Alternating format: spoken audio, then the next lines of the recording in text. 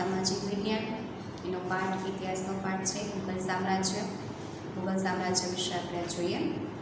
એમાં આપણે બે પાઠ જે આગળ ચાલ્યા છે ઇતિહાસના અને પાઠ 9 પણ ચાલ્યો છે, તો એ બધા તમારે સ્વાધ્યાય પોથીમાં પૂરવાના છે. સવાલ જવાબ ને એ બધું જ ચોપડીમાંથી ગોતીને પૂરવાના, સવાલ જવાબ નાના મોટા, જેથી તમને લખવાની પ્રેક્ટિસ રહે અને સવાલ જવાબ તમને જાતે લખતા પણ આવડે. આજે આપણે જોઈએ પાઠ 3. પાઠનું નામ છે મુઘલ સામ્રાજ્ય. મુઘલ સામ્રાજ્યની સ્થાપના છે ઈસવીસન 1526માં બાબરે કરી હતી. તમારી ચોપડીમાં જ્યારે પાઠ વિડીયો જોતા હોય ત્યારે ચોપડી ખોલવાની છે, સાથે સાથે પાઠ 3 પેજ નંબર છે તે ચોપડી ખુલ્લી રાખીને સમજતા જવાનું. તમે તાજમહેલ, દિલ્હીનો લાલ કિલ્લો, ફતેહપુર સિકરીનો બુલંદ દરવાજો, આ બધા સ્થાપત્યો છે એ જોયેલા છે, જોયા હોય, ચોપડીમાં પણ જોયા હોય. આ બધા છે એ મુઘલ શાસકોએ બંધાવ્યા છે. મુઘલ શાસનની સ્થાપના છે પહેલા એ સલ્તનત યુગ હતો. મુઘલ શાસનની જે સ્થાપના થઈ એની પહેલાં છે એ સલ્તનત યુગનું છે એ ભારત પર શાસન હતું. ઉપરાંત કેટલાક સાથે સાથે રાજપૂત રાજ્યો પણ હતા. આપણે પાઠ 1માં શીખ્યા હતા રાજપૂત યુગના શાસકો. એ રાજપૂત શાસકો છે એ પણ સલ્તનત યુગના શાસનની સાથે છે ઘણા બધા રાજપૂત શાસકોનું પણ રાજ્ય હતું. મુઘલ સલ્તનતની સ્થાપના સૌપ્રથમ આપણે પાઠમાં જોઈએ કે મુઘલ સામ્રાજ્યની સ્થાપના છે એ કોણે કરી. ભારતમાં છે મુઘલ સામ્રાજ્યની સ્થાપના ઈસવીસન 1526માં બાબરે કરી હતી. ઈસવીસન 1526ની સાલમાં છે એ ભારત પર મુઘલ સામ્રાજ્યની સ્થાપના છે એ બાબરે કરી હતી. બાબરનું મૂળ નામ છે એ ઝહરુદ્દીન મુહમ્મદ બાબર હતું. બાબરનું મૂળ નામ જે હતું એ ઝહરુદ્દીન મુહમ્મદ બાબર હતું. બાબર અને ઇબ્રાહિમ લોદી વચ્ચે પાણીપતનું પ્રથમ યુદ્ધ થયું હતું, જે 20મી એપ્રિલ 1526માં જે પાણીપતના પ્રથમ યુદ્ધ તરીકે પણ ઓળખાય છે. બાબર અને ઇબ્રાહિમ લોદી વચ્ચે જે યુદ્ધ થયું એ પાણીપતના પ્રથમ યુદ્ધ તરીકે ઓળખાય છે, જે ઈસવીસન 1526માં 20મી એપ્રિલે થયું હતું. બાબરે આ યુદ્ધમાં તોપનો ઉપયોગ કરી અને ઇબ્રાહિમ લોદીને છે એ હરાવ્યો અને ભારત ઉપર મુઘલ સામ્રાજ્યની સ્થાપના કરી. બાબરે છે આ પાણીપતનું જે પ્રથમ યુદ્ધ થયું એમાં એણે છે એ તોપનો ઉપયોગ કર્યો અને એ ઉપયોગ દ્વારા છે એને ઇબ્રાહિમ લોદીને હારાવી યુદ્ધમાં અને ભારત પર છે એ મુઘલ સામ્રાજ્યની સ્થાપના કરી. ટૂંકમાં આપણે જોઈએ કે મુઘલ સામ્રાજ્યની સ્થાપના છે ઈસવીસન 1526માં બાબરે કરી હતી. બાબરનું મૂળ નામ છે ઝહરુદ્દીન મુહમ્મદ બાબર હતું. એનું આખું નામ જે છે એ ઝહરુદ્દીન મુહમ્મદ બાબર હતું. બાબર અને ઇબ્રાહિમ લોદી વચ્ચે પાણીપતનું જે પ્રથમ યુદ્ધ થયું તે ઈસવીસન 1526માં 20મી એપ્રિલે થયું હતું અને આ યુદ્ધમાં છે ઇબ્રાહિમ લોદીની હાર થઈ અને બાબરનો વિજય થયો અને આ વિજય બાદ એણે છે એ ભારત પર મુઘલ સામ્રાજ્યની સત્તા સ્થાપી, એટલે કે એ પોતે છે એ ભારત પર ગાદીએ આવ્યો. હવે એમાં આપણે જોઈએ કે મુઘલ શાસકો બાબરે જે મુઘલ સામ્રાજ્યની સ્થાપના કરી તો એના પછી કયા કયા શાસકો છે એ ગાદી પર આવ્યા. એમાં મુખ્ય આપણે જોઈએ સૌપ્રથમ મુઘલ શાસકોમાં બાબર જે પ્રથમ ગાદી આવ્યા એનો સમયકાળ છે ઈસવીસન 1526 થી ઈસવીસન 1530. ત્યાર પછીના જે રાજા છે શાસક છે ઈસવીસન હુમાયુનો સમયકાળ છે ઈસવીસન 1530 થી ઈસવીસન 1540માં અને વળી પાછા બીજાનું રાજ આવવાથી થોડોક સમય બાદ પાછા ગાદી પર આવ્યા. ત્યારે એનો સમયકાળ છે હુમાયુનો ઈસવીસન 1555 થી ઈસવીસન 1556. ત્યાર પછીના શાસક છે એ શેરશાહ સૂરી. શેરશાહ સૂરીનો સમયકાળ છે ઈસવીસન 1540 થી ઈસવીસન 1545. ત્યાર પછીના શાસક છે એ છે અકબર. અકબરનો સમયકાળ છે ઈસવીસન 1556 થી ઈસવીસન 1605. ત્યાર પછીના શાસક છે જહાંગીર. જહાંગીરનો સમયકાળ છે ઈસવીસન 1605 થી ઈસવીસન 1627. અને જહાંગીર પછીના શાસક છે શાહજહાં. શાહજહાંનો સમયકાળ છે ઈસવીસન 1627 થી ઈસવીસન 1658. અને ત્યાર પછીના શાસક છે ઔરંગઝેબ. ઔરંગઝેબનો સમયકાળ છે ઈસવીસન 1658 થી ઈસવીસન 1707. અને ઔરંગઝેબના શાસનકાળ દરમિયાન એનું મૃત્યુ થાય છે, પછી મુઘલ સામ્રાજ્યનું પતન થાય છે. તો આપણે આ મુખ્ય શાસકો વિશે છે એ વિસ્તારથી જોઈએ. મુઘલ સામ્રાજ્યના મુખ્ય શાસકો કયા કયા? તો કે છે બાબર, હુમાયુન, અકબર, જહાંગીર, શાહજહાં અને ઔરંગઝેબ.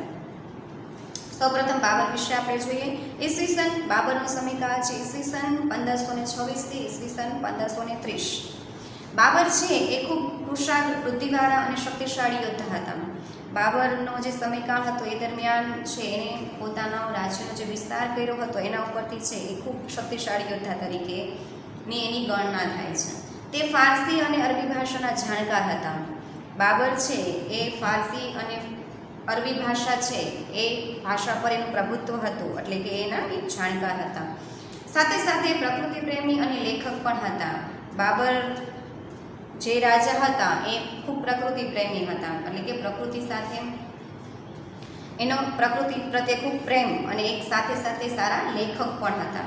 તેણે પોતાની જ આત્મકથા તુઝુક-એ-બાબરી એટલે કે બાબરનામા લખી હતી. બાબરે છે એ પોતાની જ આત્મકથા લખી હતી જે તુઝુક-એ-બાબરી તરીકે અને શોર્ટકટ નામ એનું બાબરનામા તરીકે ઓળખાય છે, જે વિશ્વ સાહિત્યની પ્રસિદ્ધ કૃતિ છે, જે વિશ્વ સાહિત્યની અનેક કૃતિઓમાં છે એની ગણના થાય છે. બાબરનો સમયકાળ છે ઈસવીસન 1526 થી 1530.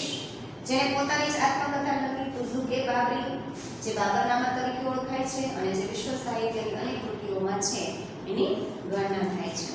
ત્યાર પછીના શાસક છે એ છે હુમાયુન. હુમાયુનો સમયકાળ છે ઈસવીસન 1530 થી ઈસવીસન 1540 અને ઈસવીસન 1555 થી લઈ પાછું 1556ના સમયકાળ દરમિયાન છે એને પોતાની સત્તા છે એ સ્થાપી હતી. હુમાયુન ઈસવીસન 1530માં દિલ્હીની ગાદી પર બેઠો. હુમાયુએ છે ઈસવીસન 1530માં દિલ્હીની ગાદી પર છે પોતાની સત્તા સ્થાપી અને દિલ્હીની રાજગાદી પર એ આવ્યા. હુમાયુનો અર્થ થાય છે નસીબદાર. હુમાયુન શબ્દનો અર્થ છે ખૂબ નસીબદાર હોવું, પરંતુ તેણે પોતાના જીવનમાં અનેક મુશ્કેલીઓનો સામનો કરવો પડ્યો હતો. હુમાયુને ખૂબ જ પોતાની જિંદગીમાં જ, હુમાયુન શબ્દનો અર્થ જ નસીબદાર એવું થાય છે, પણ હુમાયુએ પોતાની જિંદગીમાં છે અનેક મુશ્કેલીઓનો સામનો કરવો પડ્યો છે. તેને ગુજરાતના સુલતાન બહાદુર શાહ અને બિહારના શક્તિશાળી શાસક શેરશાહ સાથે યુદ્ધ થયું હતું. હુમાયુનો છે એ ગુજરાતના સુલતાન જે બહાદુર શાહ હતા એની સાથે અને બિહારના શક્તિશાળી શાસક હતા શેરશાહ એની સાથે એના યુદ્ધો થયા હતા. એમાં છે ઈસવીસન 1540માં કનોજના યુદ્ધમાં શેરશાહે હુમાયુને હરાવી તેને ભારતની બહાર કાઢી મૂક્યા હતા. 1540માં જે કનોજના શેરશાહ સાથે એનું યુદ્ધ થયું, કોનું? તો કે હુમાયુનું. એમાં છે હુમાયુની હાર થઈ અને હુમાયુને છે દેશ નિકાલો આપ્યો અને છે એ ભારતની બહાર કાઢી મૂક્યા. અને હુમાયુન છે એ બાદશાહમાંથી બેરોજગાર થઈ ગયા અને ઈરાન ચાલ્યા ગયા. હુમાયુન જે દિલ્હીની રાજગાદી સંભાળતા હતા એટલે બાદશાહ હતા, તો બાદશાહમાંથી છે યુદ્ધમાં એની હાર થતાં એ બેરોજગાર વ્યક્તિ બની ગયા અને પોતાને દેશ નિકાલો મળતા એ પોતે છે એ ઈરાન જઈને બસ્યા. પરંતુ થોડા વર્ષો બાદ ફરીથી ભારત પર ચડી આવ્યા. ઈરાનના શહેનશાહની મદદથી 1545માં તેણે કાબુલ અને કંદહારને જીતી લીધા. ઈરાન જઈ હુમાયુન છે એને દેશ નિકાલો આપવામાં આવ્યો, તો એ ઈરાનમાં જઈ અને શાંતિથી બેઠા નહીં, પરંતુ ફરી વખત પોતે રાજગાદી પર કેવી રીતે પાછા આવી શકે એની બધી યોજનાઓ બનાવી અને ઈરાનના શહેનશાહની મદદથી છે ઈસવીસન 1545માં એને ફરી વખત ભારત પર આક્રમણ કર્યું અને કાબુલ તથા કંદહાર જેવા રાજ્યોને જીતી અને છે એને પોતાની સત્તાની પુનઃસ્થાપના કરી. ક્યારે? તો કે ઈસવીસન 1555માં. હુમાયુન તેના પિતાની જેમ જ વાંચન લેખનના ખૂબ શોખીન હતા. હુમાયુન છે એના પિતાની જેમ વાંચન લેખનના ખૂબ જ શોખીન હતા. તેણે દિલ્હી પાસે દિનપનાહ નામનું નગર વસાવ્યું હતું. હુમાયુએ છે એ દિલ્હીમાં દિનપનાહ નામના નવા નગરની રચના કરી હતી, એટલે કે નવું નગર છે એ બંધાવ્યું હતું. સાંજના પ્રાર્થનાનો સમય થતાં વાંચનાલયમાંથી ઝડપથી પગથિયા ઉતરતા પડી જવાથી તેનું અવસાન થયું હતું. હુમાયુન જ્યારે વાંચનાલયમાં વાંચતા હતા ત્યારે એને છે પ્રાર્થનાનો સમય થઈ ગયો, પ્રાર્થના ખંડમાં જવું હતું, એટલે વાંચનાલયમાંથી છે પુસ્તકાલયમાંથી વાંચી અને ઝડપથી છે પ્રાર્થના ખંડમાં જવા માટે પગથિયા ઉતરતા હતા અને અકસ્માત થતા એટલે કે પગથિયા પરથી પડી જવાથી છે એ હુમાયુનનું અવસાન થાય છે. હુમાયુનો સમયકાળ છે ઈસવીસન 1530 થી ઈસવીસન 1540 અને વળી પાછા એક ફરી વખત ગાદી પર આવી છે ત્યારનો સમયકાળ છે ઈસવીસન 1555 થી 1556 અને હુમાયુએ છે એ દિલ્હી પાસે દિન પનાહ નામના નવા નગરની સ્થાપના કરી હતી. ત્યાર પછીના શાસક છે એ શેરશાહ સૂરી. શેરશાહ સૂરીનો સમયકાળ છે ઈસવીસન 1540 થી ઈસવીસન 1545. શેરશાહ છે એ અફઘાન વંશનો મુસ્લિમ હતો. શેરશાહ જે રાજા છે એ અફઘાન વંશનો રાજા કહેવાય છે. તેનું મૂળ નામ છે ફરીદ ખાં હતું. શેરશાહ સૂરીનું મૂળ નામ છે એ ફરીદ ખાં છે. હુમાયુને હરાવી ભારત પર પોતાની સત્તા છે એને સ્થાપી હતી. હુમાયુ સાથે યુદ્ધમાં હુમાયુને હરાવી અને શેરશાહ સૂરીએ છે એ ભારતની રાજગાદી પર પોતાની સત્તાની સ્થાપના કરી. તે સુધારક અને ન્યાયપ્રિય શાસક હતો. શેરશાહ સૂરી છે એ પોતાના જે રાજ્ય હોય શાસન હોય ત્યાં એ સુધારણામાં માનતા, એટલે કે આગળ છે એનામાં સુધારા કરવા, એટલે એ સુધારક કહેવાયા. અને ન્યાયપ્રિય શાસક હતા, એટલે પોતાની જે સત્તા હોય ત્યાં રાજ્યમાં છે એ પ્રજાને ન્યાય આપવો અને ન્યાયિક રીતે કાર્ય કરવું, એટલે એ ન્યાયપ્રિય શાસક પણ કહેવાયા. ડાકુ અને લૂંટારાઓને અંકુશમાં લઈ તેને રાજ્યમાં શાંતિની સ્થાપના કરી હતી. શેરશાહ સૂરીનો જે શાસનનો સમયકાળ છે એ સમય દરમિયાન છે એ પોતાના રાજ્યમાં પોતાની જ્યાં સુધી સત્તા વિસ્તાર પામેલી હતી ત્યાં સુધી એને જે પોતાના રાજ્યમાં ડાકુ અને લૂંટારાઓની જે એક હાંક હતી કે ડાકુ અને લૂંટારાઓ તો ગામના બધા જ લોકો પ્રજા છે પોતાના ઘરમાં ઘૂસી જાય અને છે આ ડાકુ લૂંટારાઓથી ખૂબ ભય અને ડરથી રહેતી હોય એ સમયે શેરશાહ સૂરીએ છે પોતાના રાજ્યમાં ડાકુ અને લૂંટારાઓને છે પોતાના અંકુશમાં લઈ લીધા. એ ડાકુ અને લૂંટારા છે પોતાનું મન ફાવવું વર્તન છે ન કરી શકે પ્રજા સાથે, એટલા માટે અને રાજ્યમાં છે એને શાંતિની સ્થાપના કરી. ડાકુ અને લૂંટારાને પોતાના અંકુશમાં લઈ પોતાની જ્યાં સુધી સત્તાનો વિસ્તાર શેરશાહ સૂરીએ કર્યો હતો એ વિસ્તારમાં પોતાની પ્રજા માટે એણે રાજ્યમાં શાંતિની સ્થાપના કરી. નવી ટપાલ વ્યવસ્થા ઊભી કરી. નવા જ પ્રકારની એક ટપાલ વ્યવસ્થાની છે એણે રચના કરી. તેણે વેપારીઓ અને યાત્રાળુઓ માટે ધર્મશાળાઓ બંધાવી. બીજા વેપારીઓ જે પોતાના રાજ્યમાં વેપાર ધંધો કરવા માટે આવતા હોય એ વ્યક્તિ માટે, એટલે કે વેપારીઓ માટે અને યાત્રાળુઓ જે બીજા રાજ્ય કે પ્રદેશના લોકો છે પોતાના ધાર્મિક સ્થળની મુલાકાતે આવે છે એ લોકો યાત્રાળુઓ જે છે એ ક્યાં વસે એના પ્રશ્ન એના માટે છે એને શેરશાહ સૂરીએ પોતાના રાજ્યમાં છે એ ધર્મશાળાઓ બંધાવી અને રૂપિયાનું ચલણની શરૂઆત કરી. પોતાના રાજ્યમાં છે એને રૂપિયાના ચલણની શરૂઆત કરાવી. વિશાળ સેના નિર્મિત કરી. પોતાના રાજ્યમાં એને એક મોટી સેનાનું છે એ નિર્માણ કરાવ્યું, એટલે કે સેનામાં લોકોની ભરતી શરૂ કરી. તેણે એક મહાન રાજમાર્ગ ગ્રાન્ડ ટ્રંક રોડનું નિર્માણ કરાયું. શેરશાહ સૂરીએ છે જ્યારે એનું રાજ્ય હતું શાસન હતું ત્યારે પોતાના રાજ્યમાં એક મહાન રાજમાર્ગ બનાવ્યો. ગ્રાન્ડ ટ્રંક રોડનું એણે છે એ નિર્માણ કર્યું જે બંગાળ અને ઉત્તર ભારત સુધી વિસ્તરેલ હતો. આ રાજમાર્ગ છે એ બંગાળથી લઈ અને ઉત્તર ભારત સુધી છે એણે બંધાવ્યો હતો વેપાર ધંધા માટે. શેરશાહ સૂરી ઈસવીસન 1545માં તોપનું નિરીક્ષણ કરતા હતા ત્યારે અકસ્માત થવાથી મૃત્યુ પામ્યા.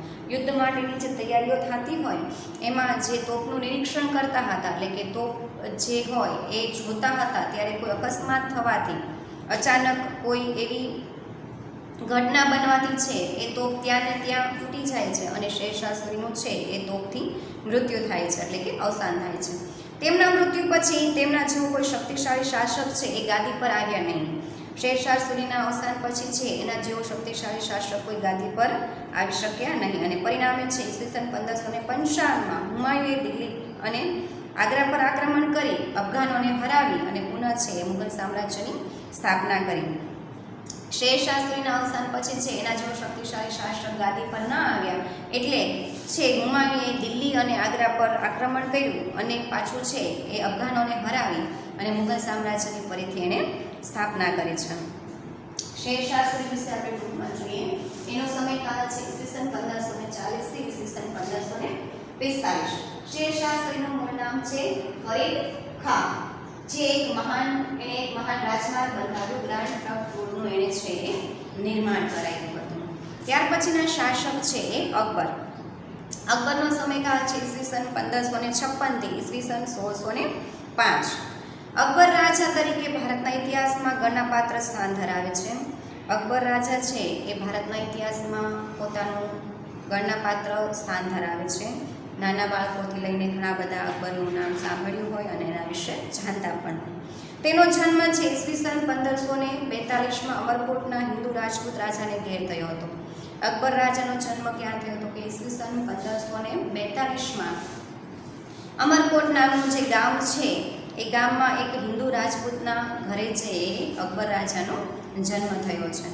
હુમાયુના અવસાન બાદ માત્ર 14 વર્ષની વયે તે દિલ્હીનો બાદશાહ બન્યો હતો. હુમાયુનું અવસાન થયું ત્યારબાદ છે અકબર માત્ર 14 વર્ષની નાની વય એટલે કે 14 વર્ષની નાની ઉંમરમાં છે એ દિલ્હીનો બાદશાહ બન્યા છે. હુમાયુના અવસાન બાદ અકબર અને હેમુ વચ્ચે ઈસવીસન 1556માં પાણીપતનું બીજું યુદ્ધ થયું, જેમાં અકબરનો વિજય થયો. હુમાયુનું અવસાન થયું એટલે ખૂબ નાની ઉંમરમાં અકબર છે એ દિલ્હીની ગાદી પર આવે છે અને થોડા જ સમયમાં એટલે કે ઈસવીસન 1556માં જ છે એ પાણીપતનું બીજું યુદ્ધ અકબર અને હુમાયુ વચ્ચે થાય છે, જેમાં હુમાયુનો હાર થાય છે અને અકબરનો વિજય થાય છે. અકબરે પંજાબથી બંગાળ અને દિલ્હીથી ગુજરાત સુધી મોટા ભાગ પર છે એ પોતાનું રાજ્ય સ્થાપ્યું છે. અકબરે ઘણા બધા રાજ્યો છે શાસન પર આવ્યા પછી ઘણા બધા રાજ્યો પર પોતે શાસન ચલાવ્યું, પોતે યુદ્ધો કરી ઘણા બધા રાજ્યોને જીત્યા છે. અકબર અને મેવાડના રાણા પ્રતાપ વચ્ચે બહુ જાણીતું હલ્દી ઘાટીનું યુદ્ધ થયું હતું. અકબર રાજા અને મહારાણા પ્રતાપ, મેવાડના જે રાજા મહારાણા પ્રતાપ છે એના વચ્ચે હલ્દી ઘાટીનું યુદ્ધ થયું હતું. અકબરે કાબુલ, કાશ્મીર, બલુચિસ્તાનથી દક્ષિણમાં અહેમદનગર સુધી પોતાની વિજય યાત્રા કરી અને વિશાળ સામ્રાજ્યનું સર્જન કર્યું. અકબરે છે એ ઘણા બધા રાજ્યો જીતી, ઘણા બધા યુદ્ધો કરી અને નાના સામ્રાજ્યમાંથી છે એ વિશાળ સામ્રાજ્યની છે એ સ્થાપના કરી. અકબરે ફતેહપુર સિકરીને પોતાની રાજધાની બનાવી અને અનેક ભવનોનું નિર્માણ કરાવ્યું. અકબર જ્યારે ગાદી પર હતો ત્યારે એણે ફતેહપુર સિકરીને પોતાની રાજધાની બનાવી અને ઘણા બધા ભવનોનું છે એણે નિર્માણ કર્યું, એટલે કે ઘણા બધા ભવનો છે એણે બંધાવ્યા. અકબરે હિન્દુઓ પ્રત્યે ઉદાર નીતિ અપનાવી રાજપૂતો સાથે સામાજિક સંબંધોની શરૂઆત કરી. અકબર રાજાએ છે હિન્દુ લોકો પ્રત્યે ઉદાર નીતિ અપનાવી એટલે કે ઉદારતા દાખવી અને રાજપૂતો સાથે છે એ સામાજિક સંબંધોની શરૂઆત કરી. તેણે રાજપૂતોની સેનાને ઉચ્ચ પદો પર નિમણૂક કરી. રાજપૂતો જે હતા એ વ્યક્તિઓની પોતાની સેનામાં છે ઉચ્ચ સ્થાન આપ્યું. હિન્દુ અને મુસ્લિમ રાજપૂતો એવું જે શાસનકાળ દરમિયાન જે હિન્દુઓ પ્રત્યે છે જ્યારે અકબરનું શાસન હતું ત્યારે એણે પોતાની સેનામાં છે એ રાજપૂતોને છે એ સેનામાં ભરતી કરી, રાજપૂત વ્યક્તિઓની, અને સેનામાં ઊંચા એવા પદ પર એને નિમણૂક કરી, એટલે કે ઊંચા પદ પર એને સ્થાન આપ્યું. અને રાજપૂતો સાથે છે અકબર રાજાએ સામાજિક સંબંધો પણ સુધાર્યા અને સામાજિક સંબંધોની શરૂઆત પણ કરી. રાજપૂતોએ પણ પોતાની વીરતા અને સાહસથી અકબરને ભારત વિજય માટે ખૂબ મદદ કરી. રાજપૂત જે શાસકો હતા એણે પણ છે એ અકબર રાજાએ રાજપૂતો પ્રત્યે ઉદાર નીતિ અપનાવી, તો રાજપૂતોએ પણ પોતાની વીરતા અને શૌર્યને દાખવી અને અકબર રાજાને છે ભારત વિજય માટે છે એ ઘણી બધી મદદો કરી. અકબર છે બિન સાંપ્રદાયિક રાજા હતો. અકબરે બધા ધર્મોના ઉત્તમ તત્વોને એકઠા કરી અને દીન એ ઇલાહી નામના સંપ્રદાયની સ્થાપના કરી હતી. અકબર રાજા છે એ બિન સાંપ્રદાયિક રાજા હતા, એટલે કે પોતાનું જે શાસન હોય, રાજ્ય હોય, જ્યારે શાસક તરીકે રાજગાદી પર હોય ત્યારે પોતે જે કહે એ જ ધર્મને પ્રજાએ અપનાવો એવું નહીં. પ્રજા જે ઈચ્છે એ ધર્મની છે એ પાળી શકે, એ બિન સાંપ્રદાયિક ધર્મ. અકબરે બધા ધર્મોમાં જે સારા એવા તત્વો હતા એ તત્વોને એકઠા કરી એટલે કે ભેગા કરી અને એક નવો સંપ્રદાય દીન એ ઇલાહી નામના સંપ્રદાયની સ્થાપના કરી. બધા ધર્મમાં જે કાંઈ સારા સારા તત્વો હોય એકઠા કરી અને એક નવા સંપ્રદાયની રચના કરી, દીન એ ઇલાહી. તેણે રામાયણ, મહાભારત, અથર્વવેદ, પંચતંત્ર, બાઇબલ, પુરાણ જેવા મહાન ગ્રંથોનો અનુવાદ ફારસીમાં કરાવ્યો. અકબર રાજાનું જ્યારે શાસન હતું ત્યારે જે બધા ધર્મોના ધર્મગ્રંથો છે, મહાન ગ્રંથ હતા, ધર્મગ્રંથ કહેવા તો કે રામાયણ છે, મહાભારત છે, પંચતંત્ર, અથર્વવેદ, આ બધા જ બાઇબલ, પુરાણ, આ બધા જ ધર્મગ્રંથોનું છે એણે અનુવાદ કરાયો. કઈ ભાષામાં? તો કે ફારસી ભાષામાં. પ્રજા જે ભાષા જાણતી હોય એ ભાષામાં અનુવાદ કરાયો જેથી પ્રજા છે એનું વાંચન કરી શકે. અકબર સમાજ સુધારક પણ હતો. તેણે બાળ લગ્ન અને સતી પ્રથાનો વિરોધ કર્યો હતો. અકબર રાજા છે એક સારા સમાજ સુધારક પણ કહેવાયા. એણે છે રાજ્યમાં ચાલતી બાળ લગ્ન પ્રથા અને સતી પ્રથાનો વિરોધ કર્યો. નાની જ ઉંમરમાં બાળકોના લગ્ન થઈ જાય જેને બાળ લગ્ન પ્રથા કહેવામાં આવે છે. અને સતી પ્રથા, જ્યારે કોઈ બાળ લગ્ન થયા હોય ત્યારે એ કોઈ પુરુષ વ્યક્તિ જે પતિ છે મૃત્યુ પામે એની પાછળ એની પત્ની પણ ચિતા ઉપર ચડી બળીને મરી જાય એ સતી પ્રથા એ અકબર રાજાના શાસનકાળ દરમિયાન છે એને આ પ્રથાનો છે આ કુરિવાજો જે હતા બાળ લગ્ન અને સતી પ્રથા એનો એને વિરોધ કર્યો હતો. તેણે યાત્રાવેરો નાબૂદ કર્યો હતો તથા બળજબરીપૂર્વક ધર્માંતરણ પર પ્રતિબંધ મૂક્યો હતો. જ્યારે અકબર રાજાનું શાસન હતું ત્યારે એણે પ્રજાને માટે જે કાર્યો કર્યા એમાંનું એક સારું એવું કાર્ય છે યાત્રાવેરો નાબૂદ કરવો. જે હિન્દુ લોકો કે મુસ્લિમ લોકો પોતાનું જે ધાર્મિક સ્થળ હોય ત્યાં દર્શનાર્થે જાય તો એ લોકો એક પ્રકારનો યાત્રાવેરો એટલે કે અમુક પૈસા છે ભરવા પડતા હતા. યાત્રાવેરો છે એ અકબરે પોતાના શાસનકાળ દરમિયાન છે એ નાબૂદ કર્યો. એટલે કે યાત્રાવેરો લોકોએ ભરવો પડતો નહીં. અને બળજબરીપૂર્વક ધર્માંતરણ એટલે કે જે ધર્મ પોતે પાળતા હોય એ નહીં પણ બીજો ધર્મ ફરજિયાત એને રાજા કહે કે બીજા કોઈ વ્યક્તિ કહે એ ધર્મ પાળવો પડે, ધર્માંતરણ કરવાની જે ક્રિયા હતી એના ઉપર એને પ્રતિબંધ મૂક્યો. એટલે પ્રજા જે ઈચ્છે એ ધર્મ પાળી શકે એવી શાંતિની ત્યાં એણે સ્થાપના કરી. અકબરના સમયનું ભારત છે આર્થિક રીતે ખૂબ સમૃદ્ધ હતું. અકબરનું જ્યારે શાસન હતું ત્યારે ભારત છે આર્થિક રીતે ખૂબ સમૃદ્ધિ પર હતું. તેણે સામાજિક સહિષ્ણુતાના યુગનો પ્રારંભ કરાવ્યો હતો અને ઈસવીસન 1605માં તેનું અવસાન થયું ત્યારે મોટાભાગનું ભારત છે મુઘલ સામ્રાજ્યમાં સમાવિષ્ટ હતું. ઈસવીસન 1605માં જ્યારે અકબર રાજાનું અવસાન થયું ત્યારે મોટાભાગનું ભારતના જે રાજ્યો છે એ મુઘલ સામ્રાજ્યમાં સમાવેશ પામેલા હતા. એના વિશે આપણે ટૂંકમાં જોઈએ. અકબર વિશે અકબરનો સમયકાળ છે ઈસવીસન 1556 થી લઈ અને ઈસવીસન 1605. ઈસવીસન 1556માં અકબર અને હેમુ વચ્ચે જે પાણીપતનું બીજું યુદ્ધ થયું જેમાં અકબરનો વિજય થાય છે અને હેમુની હાર થાય છે. એણે છે દીન-એ-ઇલાહી નામના સંપ્રદાયની સ્થાપના કરી હતી. અકબર રાજાએ છે એ બધા ધર્મના સારા ધર્મોને લઈ અને દીન-એ-ઇલાહી નામના એક નવા સંપ્રદાયની છે એ સ્થાપના કરી હતી. અને સાથે સાથે પોતાના રાજ્યમાં છે એ કુરિવાજો જેમાં કે બાળ લગ્ન છે, સતી પ્રથા એનો એણે વિરોધ કર્યો હતો. તેમજ પોતાના રાજ્યમાં એણે છે એ યાત્રાવેરોને નાબૂદ કર્યો હતો. યાત્રાવેરો છે એ બંધ કર્યો હતો. ત્યાર પછીના શાસક છે એ છે જહાંગીર. જહાંગીરનો સમયકાળ છે ઈસવીસન 1605 થી ઈસવીસન 1627. અકબરે સ્થાપેલ મહાન સામ્રાજ્યને સાચવવાનો વારસો છે એ જહાંગીરને મળ્યો હતો. અકબરે જે વિશાળ સામ્રાજ્યની સ્થાપના કરી હતી એ વારસાને જાળવી રાખવાનું કાર્ય છે એ જહાંગીરને મળ્યું હતું. તેણે અકબરની નીતિઓને ચાલી રાખી અને હિન્દુઓ સાથે સારા એવા સંબંધો સ્થાપિત કર્યા હતા. અકબરની નીતિ અપનાવી હોવાથી જહાંગીરે પણ છે હિન્દુ અને રાજપૂતો સાથે સારા સંબંધોની સ્થાપના કરી હતી. તેણે અસમ અને દક્ષિણ ભારતના ગોલકોંડા સુધી છે એ વિજયો મેળવ્યા હતા. જહાંગીરનું શાસન હતું ત્યારે એણે પણ પોતાની વિજય યાત્રા શરૂ રાખી અને જે અસમ અને દક્ષિણ ભારતના ગોલકોંડા સુધી છે એ ઘણા બધા વિજયો મેળવ્યા. તેની પત્ની નૂરજહાં છે ખૂબ ચતુર અને પ્રતિભાશાળી હતી. જહાંગીરની પત્ની નૂરજહાં હતી એ ખૂબ જ ચતુર વ્યક્તિ હતી અને ખૂબ પ્રતિભાશાળી પણ હતી. તેણે અનેક કલાઓને છે પોતાના રાજ્યમાં પ્રોત્સાહન આપ્યું હતું. કલાપ્રેમી વ્યક્તિ હોય તો એ કલાને પોતાના રાજ્યમાં વધારે પ્રોત્સાહન આપે. જહાંગીરના સમયકાળ દરમિયાન છે ચિત્રકલાનો ખૂબ જ વિકાસ થયો હતો. તે પોતે પણ મહાન ચિત્રકાર હતા. જહાંગીરનો જ્યારે શાસનકાળ હતું, સમય હતો ત્યારે એના શાસનમાં છે એ ચિત્રકલાનો સારો એવો વિકાસ થયો છે. અને ઈસવીસન 1627માં જહાંગીરનું અવસાન થતાં તેનો પુત્ર શાહજહાં છે એ ગાદી પર આવે છે. જહાંગીરનું અવસાન થાય છે ત્યારબાદ છે એ મુઘલ સામ્રાજ્યનું શાસન છે એનો પુત્ર શાહજહાં સંભાળે છે એટલે કે ગાદી પર આવે છે. એના વિશે આપણે ટૂંકમાં જોઈએ. જહાંગીરનો સમયકાળ છે ઈસવીસન 1605 થી લઈ ઈસવીસન 1627. એની પત્ની છે નૂરજહાં અને જહાંગીર પોતે પણ ચિત્રકલાના સારા એવા શોખીન હતા જેનાથી પોતાના રાજ્યમાં છે એ ચિત્રકલાનો ખૂબ વિકાસ થયો હતો. ત્યાર પછીના શાસક છે શાહજહાં. શાહજહાંનો સમયકાળ છે ઈસવીસન 1627 થી લઈ ઈસવીસન 1658. શાહજહાંનું ગુલામનું નામ છે ખુર્રમ. શાહજહાંનું ગુલામનું નામ છે ખુર્રમ.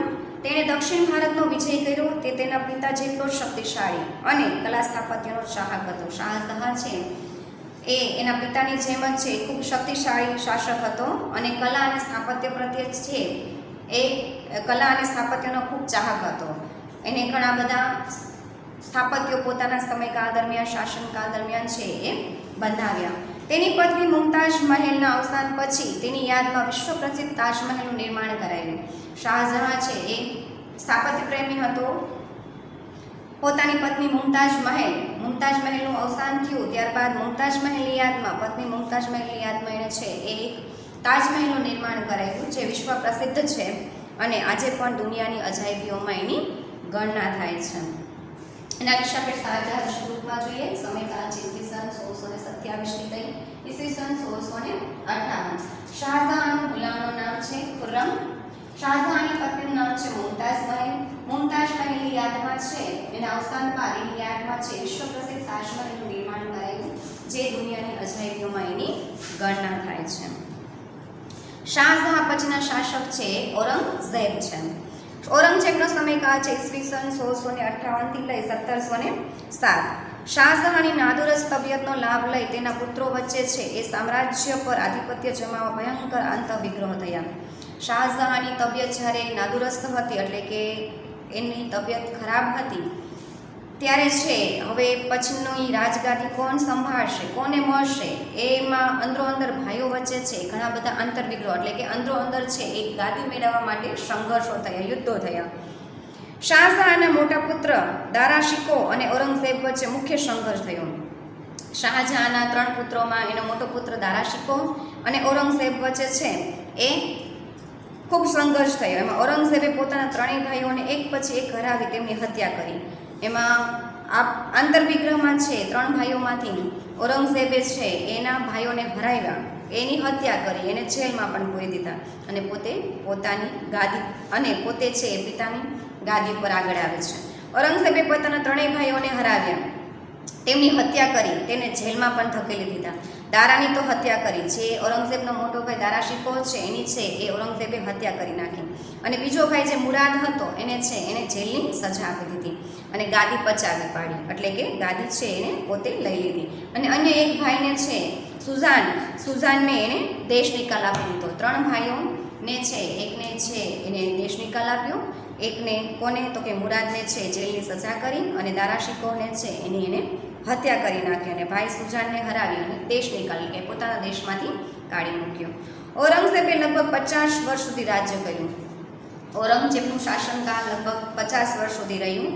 તેના રાજ્યમાં ઉત્તરે કાશ્મીરથી લઈ દક્ષિણે ઝિંઝી અને પૂર્વના ચટ્ટગાંવથી લઈ દક્ષિણમાં હિન્દુકુશની પર્વતમાળા સુધી તેનો સમાવેશ થતો હતો.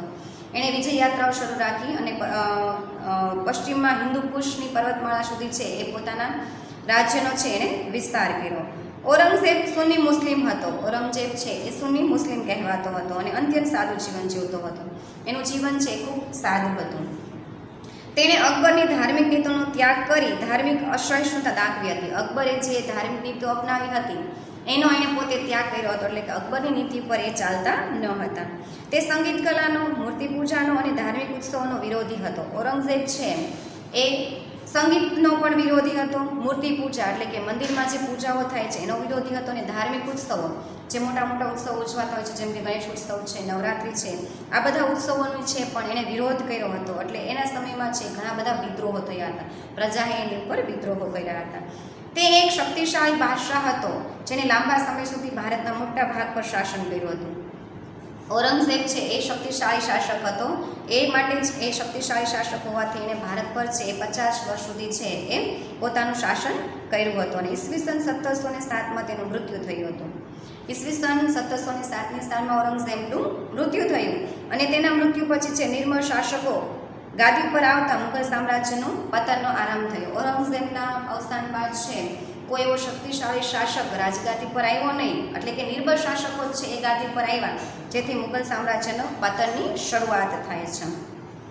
અહીં આપણે મુઘલ સામ્રાજ્યના પાઠ 3ના મુખ્ય શાસકો, મુઘલ સામ્રાજ્યના મુખ્ય શાસકોમાં જોયું તો કે બાબર, જેનો સમયકાળ છે 1526 થી લઈને 1530, જેણે પોતાની આત્મકથા તુઝુક-એ બાબરી લખી છે, બાબરનામા તરીકે ઓળખાય છે અને વિશ્વ સાહિત્યની પ્રસિદ્ધ કૃતિઓમાં જેની ગણના થાય છે. પછીના શાસક છે હુમાયુન, ઈસવીસન એનો સમયકાળ છે 1530 થી 1540 અને પછીનો સમયકાળ છે 1555 થી 1556, જેને દિલ્હી પાસે બિનપનાહ નામના નગરની રચના કરી. બાબર, હુમાયુન અને પછીના શાસક છે શેરશાહ સૂરી, જેનો સમયકાળ છે ઈસવીસન 1540 થી ઈસવીસન 1545. શેરશાહ સૂરીનું મૂળ નામ હતું ફરીદ ખાન, જેણે એક મહાન રાજમાર્ગનું નિર્માણ કરાયું. રાઠનું રોડનું છે એને પોતાના શાસનકાળ દરમિયાન નિર્માણ કરાયું છે. ત્યાર પછીના શાસક છે અકબર. અકબરનો સમયકાળ છે ઈસવીસન 1556 થી લઈ ઈસવીસન 1605, જેમાં ઈસવીસન 1656માં અકબર અને હૈમુ વચ્ચે પાણીપતનું બીજું યુદ્ધ થાય છે, જેમાં હૈમુની હાર થાય છે અને અકબરનો વિજય થાય છે. અને અકબરે છે દીન ઇલાહી નામના નવા સંપ્રદાયની સ્થાપના કરી છે તથા પોતાના શાસનકાળ દરમિયાન છે બાલ લગ્ન અને સતી પ્રથા જેવા કુરિવાજોનો વિરોધ કર્યો છે અને રાજ્યમાં યાત્રાનું વેગને છે એ નાબૂદ કર્યો છે. ત્યાર પછીના શાસક છે જહાંગીર. જહાંગીરનો સમયકાળ છે ઈસવીસન 1605 થી લઈ ઈસવીસન 1627. તેની પત્નીનું નામ છે જહાંગીરની પત્નીનું નામ નૂરજહાં. જહાંગીર પોતે છે ચિત્રકલાના ખૂબ શોખીન હોવાથી તેના શાસનકાળ દરમિયાન છે ચિત્રકલાનો ખૂબ વિકાસ થાય છે. ત્યાર પછીના શાસક છે શાહજહાં. શાહજહાંનો સમયકાળ છે ઈસવીસન 1627 થી લઈ ઈસવીસન 1658. શાહજહાંના ગુલામનું નામ છે ખુરમ. શાહજહાંની પત્નીનું નામ છે મુમતાઝ અને શાહજહાંની પત્ની મુમતાઝનું અવસાન બાદ તેને મુમતાઝની યાદમાં છે એ મુમતાઝની યાદમાં છે તાજમહેલનું નિર્માણ કરાયું છે. દુનિયાની અજાયબીમાં એની ગણના થાય છે. ત્યાર પછીના શાસક છે ઔરંગઝેબ. એનો સમયકાળ છે ઈસવીસન 1658 થી લઈ ઈસવીસન 1707 અને ઔરંગઝેબના અવસાન બાદ છે મુઘલ સામ્રાજ્યનું પતન થાય છે. એટલે કે મુઘલ સામ્રાજ્ય છે એ પતન તરફ આગળ ધકેલાય છે. અહીં આપણે મુઘલ સામ્રાજ્ય પાર્ટ 3નો ભાગ 1 છે પૂર્ણ કરીએ છીએ. અસ્તુ. આભાર.